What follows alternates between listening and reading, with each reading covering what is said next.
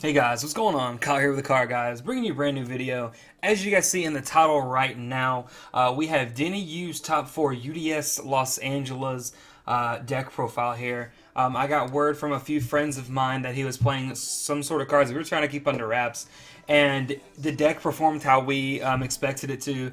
I believe he said he ended up top 4. I don't believe Jeff wanted to play out top 4 after he had lost.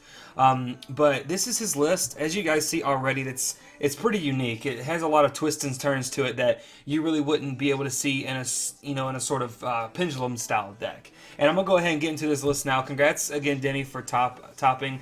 He actually sent this to me earlier today, and I was at work, so I couldn't actually upload until I got home. It's currently 2:06 right now in the morning. Let's go ahead and get into this list now. I'm actually really excited to bring this to you guys. First off, we got 1 Rescue Rabbit.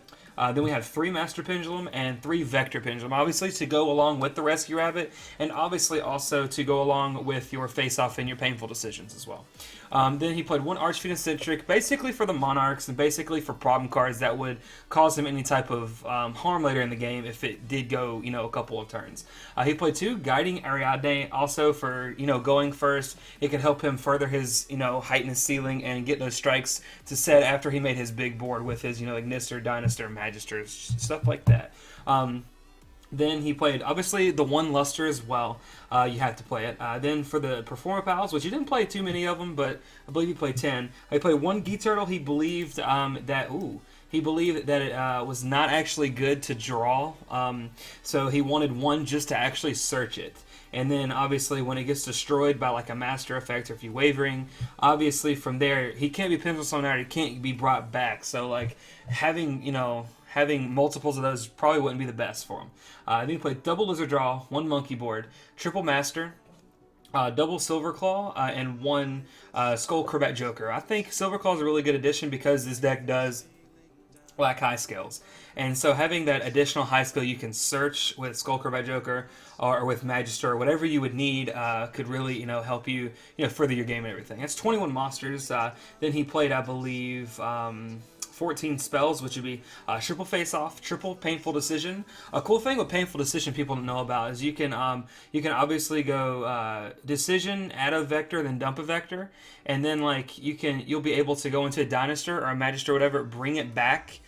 With a Dynastor, obviously, from the grave, and then be able to go into Magister after that. Things along those lines. It's a way to make a really big board, and your opponent won't have anything to, get over. So in the end phase, you'll be able to search a lot and do a whole bunch of stuff. Then he played double Unexpected Die. Going first or second, this card is really good, because if you don't control any monsters, you can actually special summon a level 4 normal monster from the deck. So obviously, you're going to be doing... your deck is basically based around these 6 cards right here, which is pretty cool. Then obviously it's more of a combo deck now, so he played triple Upstart and then he played triple Wavering Eyes. As he stated in his video, Wavering Eyes was actually a combo card. Now it's more devastating this format than it has been in the past, since clowns aren't really a thing. Then obviously for the traps you see 5 here. You got the Solemn Quartet, as we should call it now. Let's patent that thing instead of the Brigade. The Solemn Quartet, and then you have 1 Bottomless for the Rafflesia. He said Treacherous. It was a myth trying to be aggressive with Treacherous and Rafflesia, and then having your Rafflesia stay on the field for a Bottomless the next time. He said it was quote unquote a myth, and I kind of understand where he's coming from with that. For the side deck, obviously we got 2 Ghost Ogre. He said he basically sided for the Mirror, and for Mermails, he said the Mirror, it's so much more devastating now because you don't have more cards you can search with the Performer Pals. Maxi obviously was against the Mirror, and I'm pretty sure it was against Mermails as well. The side blocker, he said, basically was for any Floodgate or the big ships in Cosmo. He played 1 Dark Hole, 1 Regeki, and he played triple MST. He played 1 Twin Twister. He said Twin Twister right now in this particular build and this particular format, with Twin Twister, you don't have cards like Clowns that'll net you any type of advantage. So Twin Twister wasn't as good as last format. That's why he only opted to play 1 and 3 Upstart. Then for the last card, obviously, is Mask of Restrict. Mask of Restrict is really good for the the sole fact of Monarchs are a thing. I'm pretty sure a lot of it was well represented at this tournament. I believe there is roughly about 75 players that played in this tournament.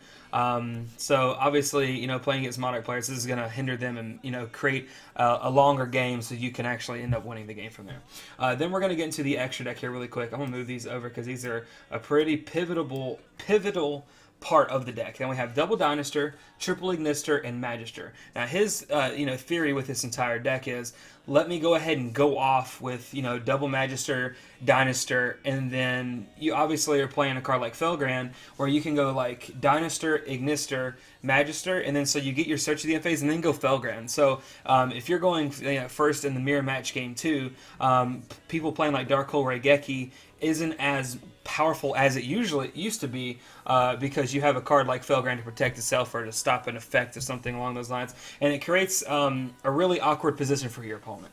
Then obviously for the other rank 4s we have Dweller, Castel, Dagusto Emerald, Diamond Dyer, Felgrand like I said, Feral Imps, he played Giant Hand, he's got an Ultra one which is really cool, and then Rafflesia. And another thing with Magister, like you can, like he did state, you can search Archfiend Eccentric, you can search any scale you need, pretty much. Like you can search Luster, you can search Eccentric, you can search Ariadne, or the high scale you need, things along those lines.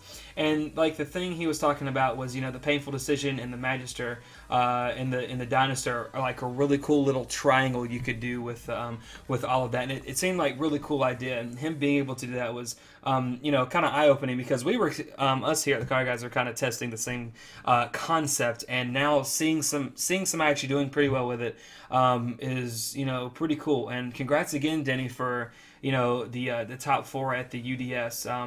Hopefully this becomes a thing. I think this deck is very consistent, very powerful. So yeah, if you guys liked it, definitely leave a thumbs up. We would greatly appreciate it. More videos coming here in the near future from us. A lot more updates, announcements, things along those lines. We're working on a website right now. We're working on, as you guys probably none of you know, it's called the Yu-Gi-Oh! Championship League, or we haven't really decided the name yet, but it's going to be really cool. It's going to get a lot of fan interaction, and we can't wait to bring you guys along for this crazy ride. But that's pretty much it for me, guys. My name is Kyle, aka Spooky with the Card Guys, and we'll see you guys in the next video. Peace.